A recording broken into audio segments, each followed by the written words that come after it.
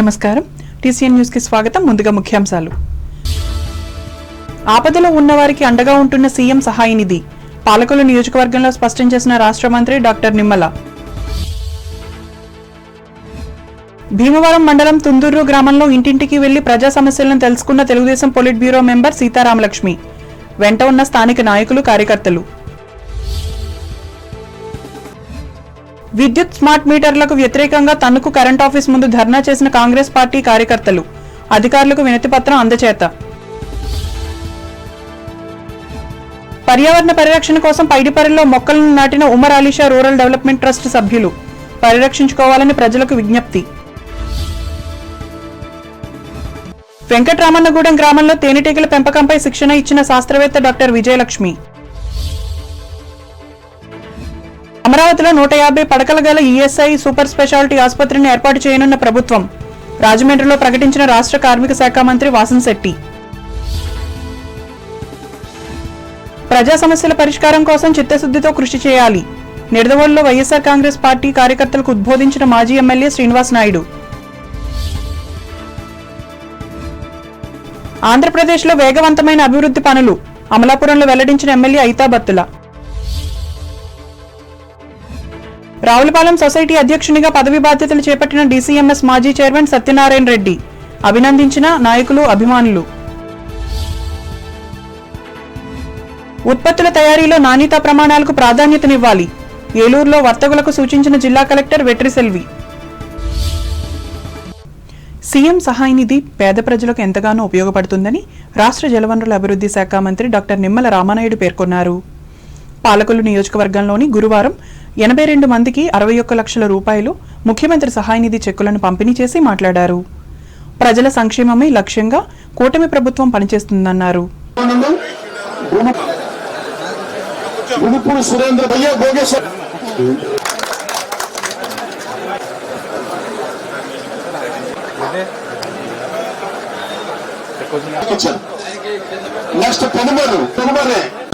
ఈరోజు ముఖ్యమంత్రి సహాయ నిధి నుంచి సిఎంఆర్ఎఫ్ చెక్కుల నిమిత్తం మన పాలకొల్లు నియోజకవర్గంలో 81 మందికి 61 లక్షల రూపాయలు ఈరోజు సిఎంఆర్ఎఫ్ చెక్కుల నిమిత్తం, అదేవిధంగా ఎల్ఓసీలు అన్ని కలిపి 83 మందికి ఈరోజు మరి సిఎంఆర్ఎఫ్ చెక్కులు మీ అందరికీ కూడా అందజేయడం జరిగింది.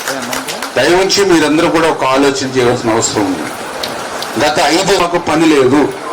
మాకు ఈవేళ ఏ కష్టం వచ్చినా, ఏ ఇబ్బంది వచ్చినా, ఏ సమస్య వచ్చినా తెలుగుదేశం, జనసేన, బీజేపీ ఉంది. వాళ్ళు మమ్మల్ని దగ్గరుండి చూసుకుంటూ ఉన్నారు. లేకుండా ఆంధ్రప్రదేశ్ రాష్ట్రంలో ప్రతి నియోజకవర్గంలోనూ కూడా పెద్ద ఎత్తున ఇటువంటి ముఖ్యమంత్రి సహాయ నిధులు చెక్కులు అందజేస్తూ ఉన్నాం. అందులో భాగంగానే దగ్గర 5,50 లక్షల రూపాయల వరకు కూడా ఇప్పటికీ మరి మనం సిఎంఆర్ఎఫ్ నిమిత్తం మన పాలకొల్లు నియోజకవర్గంలో మరి మీ అందరి ఆరోగ్యం బాగుండాలనేటువంటి ఆలోచనతో మరి సాయం అందజేస్తున్నామని. ఈ కార్యక్రమంలో మాజీ ఎమ్మెల్సీ అంగర రామ్మోహన్ రావు, కూటమి పార్టీల నాయకులు పాల్గొన్నారు. కూటమి ప్రభుత్వంపై ప్రజల్లో విశేష ఆదరణ లభిస్తుందని టీడీపీ పొలిట్ బ్యూరో సభ్యురాలు తోట సీతారామలక్ష్మి తెలిపారు. నియోజకవర్గ పరిధిలోని భీమవరం మండలం తుందూరు గ్రామంలో గురువారం నిర్వహించిన సుపరిపాలనలో తొలి అడుగు కార్యక్రమంలో ఆమె పాల్గొని మాట్లాడారు. కూటమి ప్రభుత్వం అధికారంలోకి వచ్చి ఏడాది గడిచిన సందర్భంగా నియోజకవర్గంలో ఇంటింటికి వెళ్లి ప్రజలకు అందుతున్న ప్రభుత్వ సంక్షేమ పథకాలపై అవగాహన కల్పిస్తున్నామన్నారు. అనంతరం ప్రజల సమస్యలను అడిగి తెలుసుకున్నారు.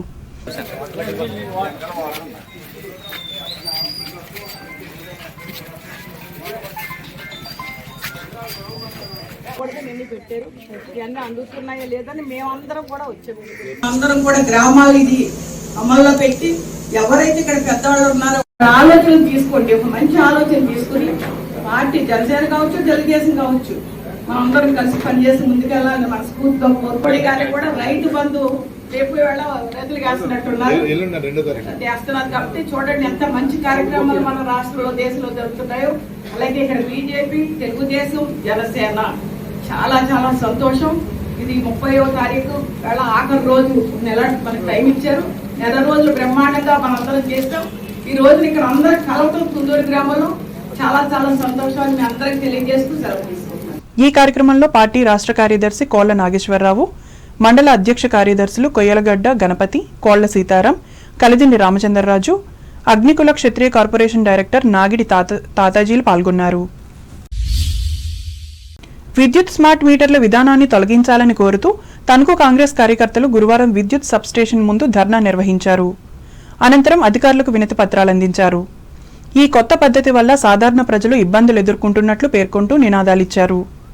ఈ సందర్భంగా పార్టీ నియోజకవర్గ ఇన్ఛార్జ్ దిరిస్పో రామకృష్ణ మాట్లాడుతూ గత ప్రభుత్వం పెంచిన విద్యుత్ ఛార్జీలను వ్యతిరేకించిన కూటమి పార్టీలు స్మార్ట్ మీటర్లను తీసుకురావడం అన్యాయమన్నారు.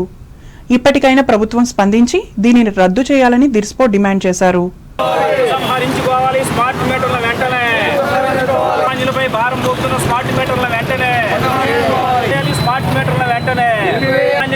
ఈ కార్యక్రమంలో పార్టీ పట్టణ నాయకులు రుద్ర అన్నవరం, చుక్కాకల వరలక్ష్మి, అన్నెపు శ్రీను, పెన్మెత్స రామకృష్ణంరాజు, దిరిస్పో శాంతారావులు పాల్గొన్నారు.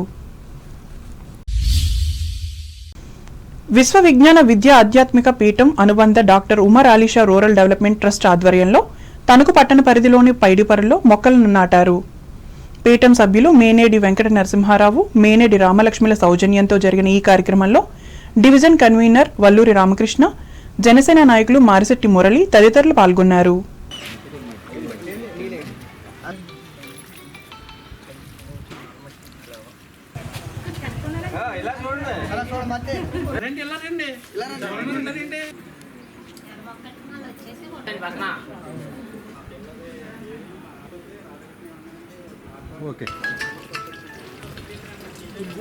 మొక్కల్ని నాటుదాం, మొక్కల్ని నాటుదాం.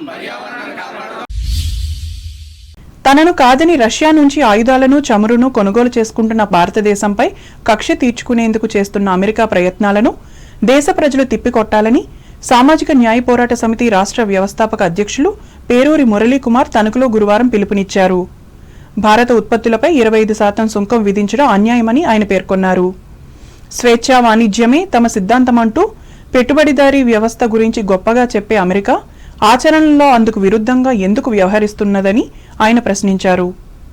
తన సంపదను పెంచుకునేందుకు ఇతర దేశాల మధ్య గొడవలు పెట్టి కొట్టుకుంటున్న 2 దేశాలకు ఆయుధాలను అమ్మి బతుకుతున్న ఈ బిగ్ బాస్ కంత్రీధనాన్ని ఇప్పటికైనా గుర్తించాలని అంతర్జాతీయ సమాజానికి మురళీకుమార్ విజ్ఞప్తి చేశారు. మొత్తం ప్రపంచాన్ని తన గుప్పిట్లో పెట్టుకుని ఇష్టానుసారంగా వ్యవహరించేందుకు అమెరికా తొలి నుంచి కుట్రలు పన్నుతున్నట్లు ఆయన ఆరోపించారు. దీనిని వ్యతిరేకించే దేశాలను, వ్యవస్థలను కుప్పకూల్చేందుకు అమెరికా చేయని ప్రయత్నమంటూ ఉండదని అనేక పరిణామాలు స్పష్టం చేస్తున్నట్లు ఆయన తెలిపారు. ఆ దేశం ఇచ్చే తాయిలాల కోసం నోరు మూసుకుని ఉంటే భవిష్యత్తులో అన్ని దేశాలకు తీరని నష్టం జరగడం ఖాయమని పేరూరి మురళీకుమార్ చెప్పారు. పశ్చిమ గోదావరి జిల్లా తాడేపల్లిగూడెం మండలం వెంకటరామన్నగూడెం గ్రామంలో గల డాక్టర్ వైఎస్ఆర్ హార్టికల్చర్ యూనివర్సిటీ కృషి విజ్ఞాన కేంద్రం ఆధ్వర్యంలో తేనెటీగల పెంపకంపై శిక్షణా కార్యక్రమం గురువారం నుంచి ప్రారంభమైంది. కేవీకే హెడ్ సీనియర్ శాస్త్రవేత్త డాక్టర్ పి విజయలక్ష్మి శిక్షణ ఇస్తున్నారు.